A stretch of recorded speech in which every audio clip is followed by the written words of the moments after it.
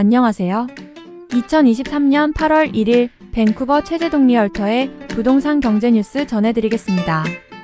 오늘은 어제의 BMO 보고서에 나온 이야기를 조금 더 이어갈 건데요. 그동안 인플레이션에 우호적으로 잘 가던 기저효과가 최근에 유가 상승으로 인해 역으로 돌아서 인플레이션이 다시 상승할 것으로 전망된다라는 내용 해보겠습니다.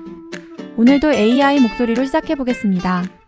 캐나다의 인플레이션은 바람처럼 왔다가 바람처럼 빠르게 내리고 있지만 사라졌다고 말하기에는 아직 어렵습니다.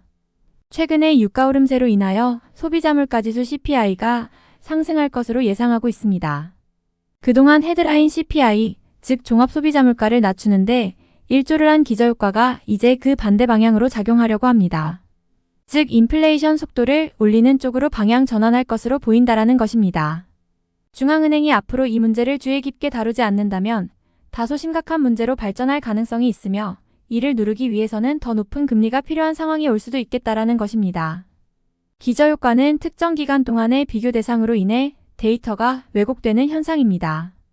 예를 들어 어떤 지표가 한 해 전에 크게 하락했을 때 그 다음 해에 작은 증가가 있더라도 연간 성장률로 보면 별것이 아닌데도 크게 증가한 것처럼 보인다라는 것입니다.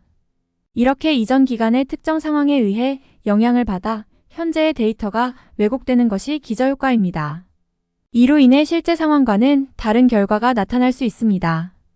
기저효과를 이해하는 것은 올바른 데이터 해석과 경제 현상을 파악하는 데 중요합니다.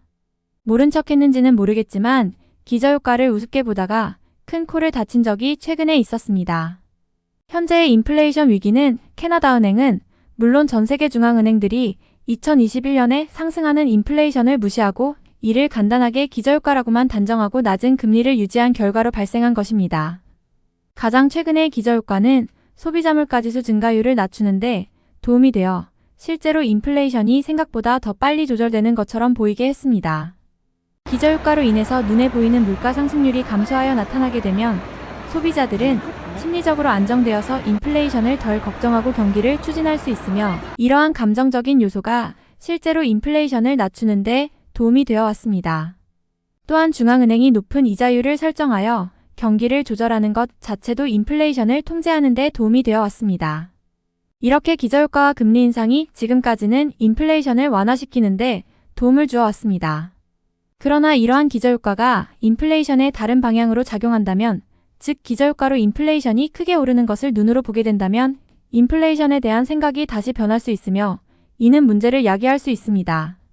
최근 몇 달간 헤드라인 인플레이션을 낮추는데 큰 도움을 주었던 기저효과가 이제는 지난 몇 주간의 유가 상승이란 재료를 만나 그 추세가 역풍으로 다가올 수도 있다라는 것입니다. 유가는 변동성이 큰 물가의 구성 요소로 중앙은행의 근원물가지수에서 제외되고 있습니다. 그러나 앞으로 종합적인 헤드라인 인플레이션은 상승할 가능성이 있으며 소비자들의 심리에 나쁜 영향을 줄 수가 있습니다. 이제 정부와 중앙은행은 고개를 다시 쳐들 수도 있는 고질적 인플레이션에 대해서 눈을 크게 뜨고 방책을 준비할 때가 아닌가 싶습니다. 오늘의 부동산 경제 뉴스 여기까지입니다. 모두가 건강하고 즐거운 해피 썸머 되시길 바랍니다. 최재동 부동산 오피스에서 뉴스 전해드렸습니다. 감사합니다.